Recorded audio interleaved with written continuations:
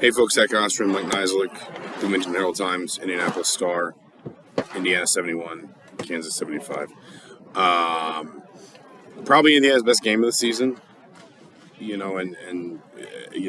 don't want to reduce it down to they just got tired, but it really did look like they just got tired late in the game. They led for 1 second over 35 minutes, and then over the last 4:59, Kansas led something like 4:17 or 4:18, something like that. So they played really well in the first half. They were clearly better than Kansas for about the first maybe 20, 25 minutes, and then you could just sort of visibly see the fight and the intensity just kind of drain away, and they just didn't have the 40 minutes that Kansas did.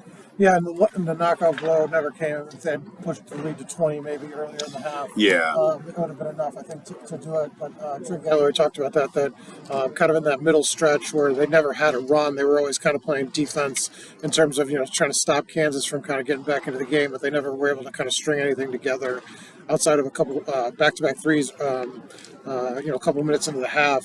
I think in this game, we talked about Xavier Johnson earlier in the week, not playing. They could have really used him here. Woodson, talked about Cupps played the full second half and Galloway played the full second half. Just didn't have any depth at guard.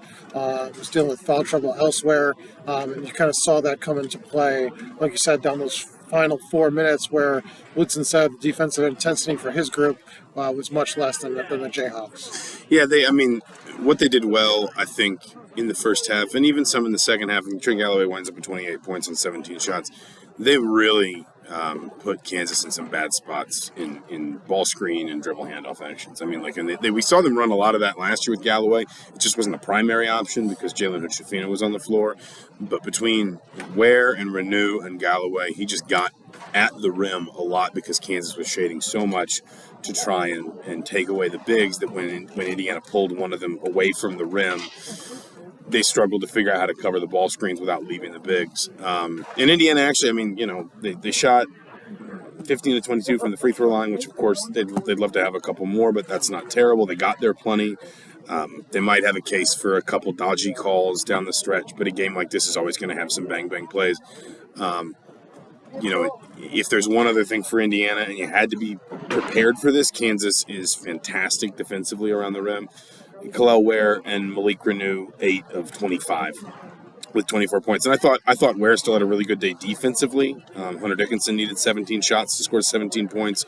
Ware had 15 rebounds.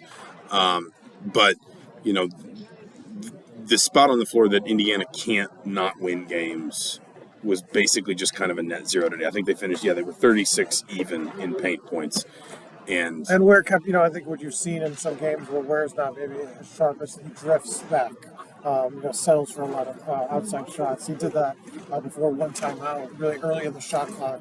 And Mike Woodson made it clear that that's not the shot that they want him taking, especially, 30 seconds left on the shot clock. And so I think you saw a little bit today, he had a one putback dunk, and I can't even really think of another memorable moment he had offensively. Just kind of, like I said, kind of drifted away. And Galloway was kind of the bulk of their sort of key offense today. And Mackenzie Mbaka, we should mention, he had 11 in the first half. Showing signs of kind of putting it together. Was in foul trouble, but who really wasn't in this game. But I thought when he's on, you can see that they're a much, obviously, better team. Kansas 18 assists to Indiana's 10. I'm reading the stats over here on Mike's computer. Indiana 3 more turnovers. Kansas 3 more points off turnovers. That looms large in a sense because mathematically you lose by 4 points. But it didn't feel like Indiana. I think probably wasn't the reason they lost. Indiana paid for those turnovers more in the points that they had a couple 3 in the second half where they got a 2-on-1 break or something and they fumbled the ball away. Yeah. And to be fair, that's also it was good defense from Kansas. Kansas is a very experienced team.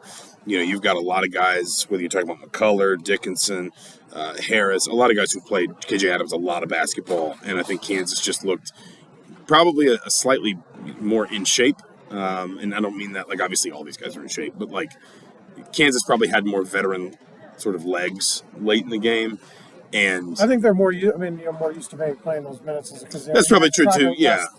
Mike was made a Bill Self plays his starters a lot. Yeah. This is not a deep Kansas team. So yeah, they've probably got sort of better legs in terms of being prepared for Woodson's that. been the opposite. He's tried to protect his guys and give them, especially the starters, time to rest in these games. And they didn't have that tonight. Tonight, you went the opposite tack, and you kind of saw at the end where they struggled a little bit. Pointed out, Trey Galloway had 5 turnovers, and that's a rarity for him. And he kind of contributed.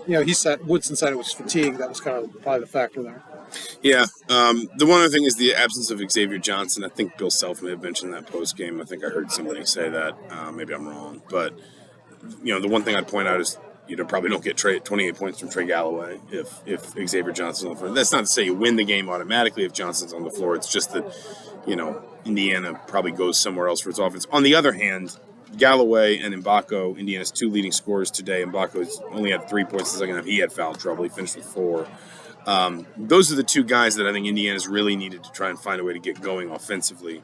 Not just in terms of making threes or making shots, but just feeling good about this is where I go for my points, and this is how I complement those 2 bigs in the paint. And I think this is 5 straight games in double figures for Mackenzie Mbako now after he only did it once in his first 5 games. And obviously Galloway made a couple threes. I'm trying to do the math, 10 of 13 on 2s, which against a team like Kansas that's got some good rim protection is really good. And so if you want some things to build on if you're Indiana, I think there's plenty here. The flip side is,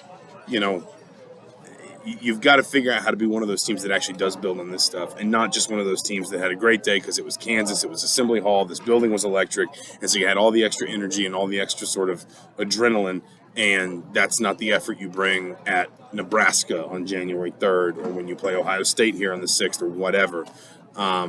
Indiana's got to find a way to build on this stuff rather than let this just be a one-off, because ultimately now you're in a position where, from an NCAA tournament perspective, you're going to have to do all your work in conference play. And that's going to be a little bit harder because the Big Ten is not very good this year, relative to what it usually is. Yeah, I mean, but they did turn the page on what was the worst loss of Mike Woodson's tenure and the worst loss in a while here. Gave up 104 points. I mean, they played much better brand of basketball, and this is what you'd want to see. They're